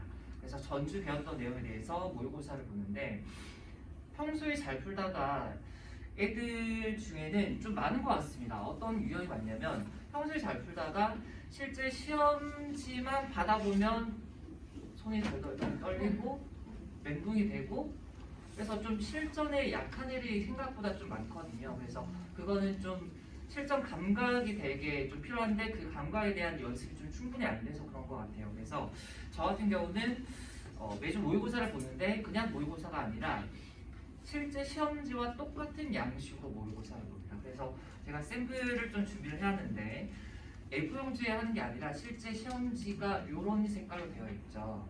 그래서 실제 시험지 이 질감이랑 똑같은 형식, 그 다음에 위에 보면 실제 시험지랑 똑같은 양식으로 제가 일부러 의도적으로 만들었습니다. 그래서 요거를 바탕으로 내용은 최근 3개년 동안 출제되었던 학교의 기출 문제 플러스 학교별 출제 경향에 따른 제가 또 문제를 만드는 문제 해서 미니 모의고사 형식으로 이제 모의고사를 진행을 하고, 이런 식으로 진행을 하니까 애들이 조금 되게 반응이 되게 좋더라고요.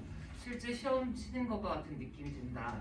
그래서 이런 식으로 이제 진행해서 실전 감각에 대한 그 훈련을 좀 할 수 있도록 그렇게 하고 있습니다.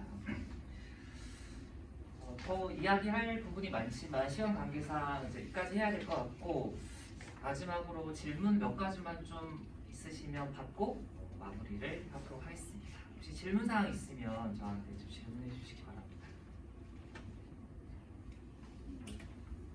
많이 X반, A반 나눠져 있는데 네네. 기준이 어떻게 될까요? 기준은 입학 테스트를 보잖아요. 저희 학원은요. 그래서 입학 테스트 기준으로 해서 레벨이 좀 나눠지는 걸로 알고 있습니다. 수업 내용도 다를까요?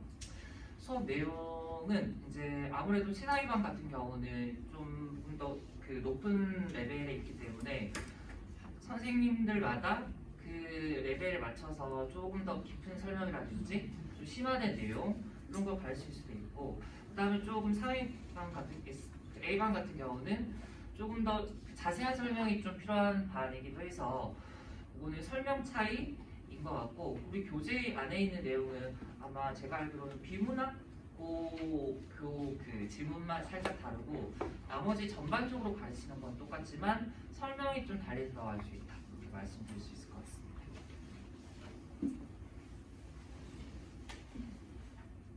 매주 테스트도 보나요? 네, 매주 주간 테스트를 보는데요.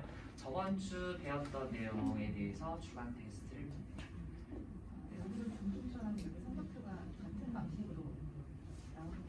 어떤 성적표 말씀하시나요? 아까 전분 설명해 주실 때 네. 전국 수용원 전국에 있는 아, 네네네네. 학생들 퍼센트 삼아가지고 점수가 나온다고. 네네, 맞아요. 네. 그런 방식으로 나오는 건지. 아, 그거는 저희 분기별로 이제 모의고사 형식이랑 똑같이 이제 저희 학원의 자체 모의고사를 보는 거고 실제 수능이랑 똑같은 형식으로 보는 거고 다 보고 나서는 이제 성적표도 같이 이제 나오게 됩니다. 그래서 그 성적표 가지고 이제 학부모님들이랑 상담도 하고 자기가 어느 정도의 수준에 있는지도 확인할 수 있고 그렇게 됩니다. 성적표는 매주 나오는 게 아니라. 아, 매주 나오는 건 아니고요. 예, 예, 그거도 저희 자체 모의고사 볼 때 그거에 대한 성적표가 나옵니다. 모의고사 언제 한번 1년에 한 3번에서 4번 정도 보시면 돼요. 네.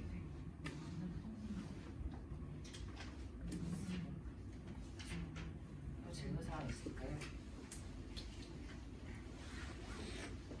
네, 없으시면 제 설명 마무리하도록 하고 24일날 본격적으로 개강하는 걸로 알고 있는데 저는 설레는 마음으로 학생들 빨리 만나보기를 기대하고 있습니다.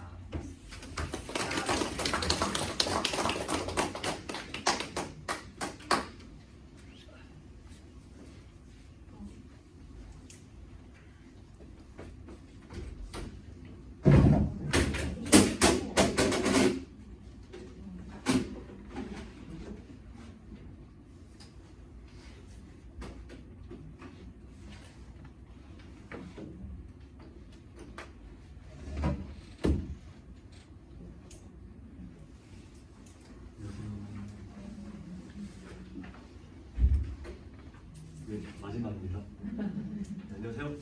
네, 성덕고등학교 명예여자고등학교 담당하고 있는 이성배입니다. 반갑습니다. 저는 오늘 간단하게 세 가지를 좀 설명을 드릴 건데요. 첫 번째, 성덕고등학교, 그 다음 명예여자고등학교를 어떻게 대비를 하고 있나 좀 간략하게 전달을 드리고, 그 다음 두 번째, 가장 중요한 거는 결과잖아요. 성과. 올해 제가 어떤 성과를 냈는지 좀 설명을 드릴 거고, 세 번째, 마지막으로 겨울방학을 어떻게 대비할 것인지, 이렇게 세 가지를 좀 간단하게 설명을 드리겠습니다. 자, 먼저 성덕고등학교는 일단 남녀공학 학교고요. 총 한 학년 200명 정도로 구성되는 학교입니다. 그다음 명예여자고등학교는 말 그대로 여자고등학교. 마찬가지로 한 학년 200명 정도로 구성이 되어 있습니다. 사실 두 학교 시험 수준이나 시험 스타일이 거의 유사해요. 명예여자고등학교는 조금 더 평이하고 조금 더 쉽지만 뭐 외부 지문을 출제한다든지 또 문학 같은 거, 수능 같은 거 그런 것들이 거의 유사하기 때문에 거의 유사한 방식으로 대비를 하고 있습니다. 먼저 수업 때는 일단 기본적으로 개념을 굉장히 꼼꼼하게 가르치고 있는데 제가 좀 남들과는 차원이 다른 꼼꼼함으로 학생들에게 지도를 하고 있다는 걸 자부할 수가 있는 게 시중에 있는, 그리고 제가 개인적으로 찾아가서 전국 기출문제를 제가 다 풀어봐요. 평소에 다 풀어본 다음에 아이들에게 개념 설명을 할 때 하나하나 설명할 때마다 여기서는 이런 문제가 나올 수 있다, 여기서는 이런 문제가 나올 수 있다, 거의 모든 문제 유형을 대비를 해줍니다. 그래서 아이들이 개념 수업만 들어도 어느 정도 기본 점수를 득점을 할 수 있는 그런 수준으로 수업을 진행을 하고 있고요. 그 다음에 뭐 클리닉, 제가 가장 목숨을 거는 게 클리닉이거든요.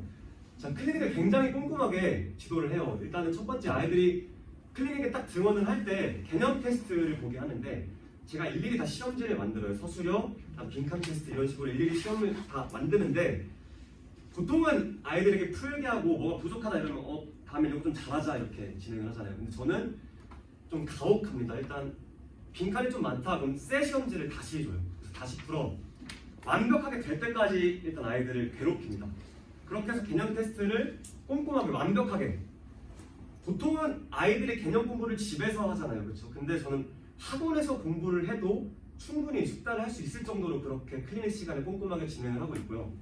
그 다음에 매 클리닉 시간마다 이제 한 10문제 이상 정도의 고난도 문제를 배부를 합니다. 그럼 아이들에게 이걸 풀게 하는데 단순히 자 이걸 풀자 이게 아니라 한 문제 한 문제, 그럼 선지 하나하나를 모두 다 분석을 시킵니다.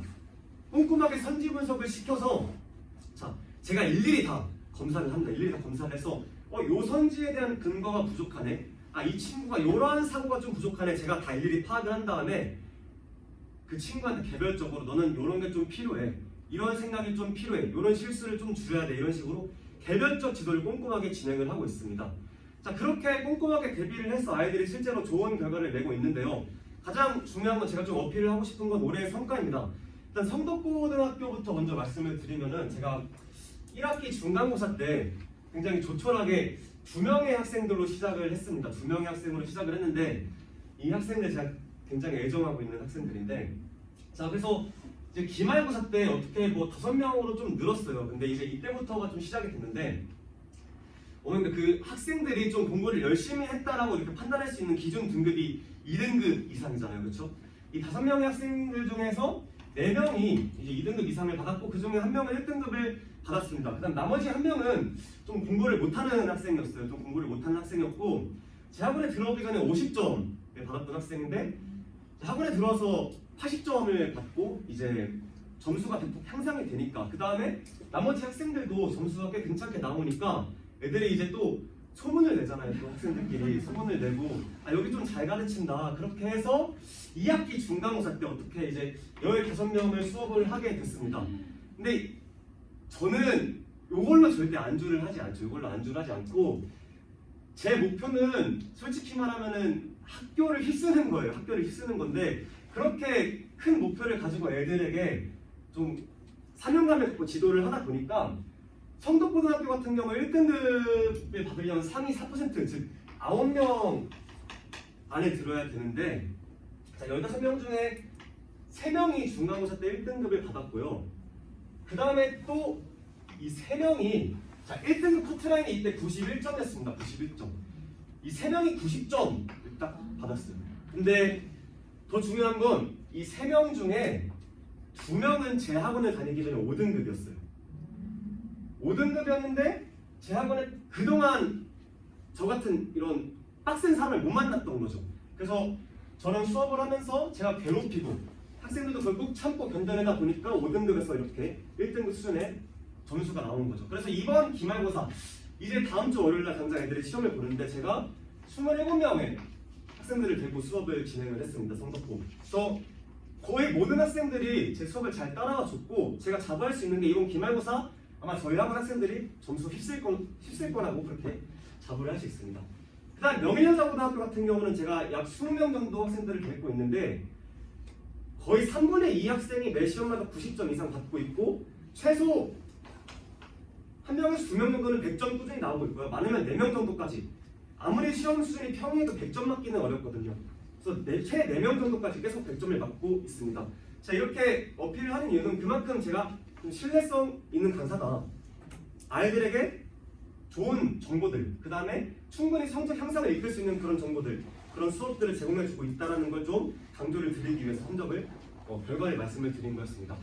일단 마지막으로 이제 겨울방학 어떻게 대비를 해야 될지, 어떻게 대비를 할 건지 좀 설명을 드릴 건데요. 많이들 들으셔서 아시다시피 중학교 때 공부하는 거랑 고등학교 때 공부하는 거랑 차원이 다르잖아요.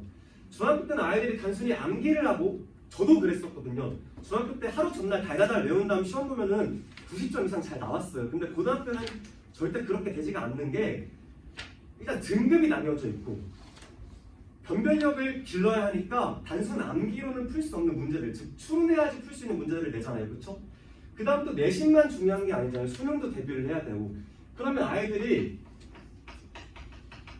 좀 추론을 할 수 있어야 돼요. 이 추론을 잘해야지 문제를 풀 수 있는 그런 언어 능력들이 갖춰져야지 문제를 풀 수 있는 그런 문제들을 내신에서도 출제를 하고 있고 수능은 오로지 다 추론 문제예요. 암기가 필요 없는 문제잖아요. 그렇죠?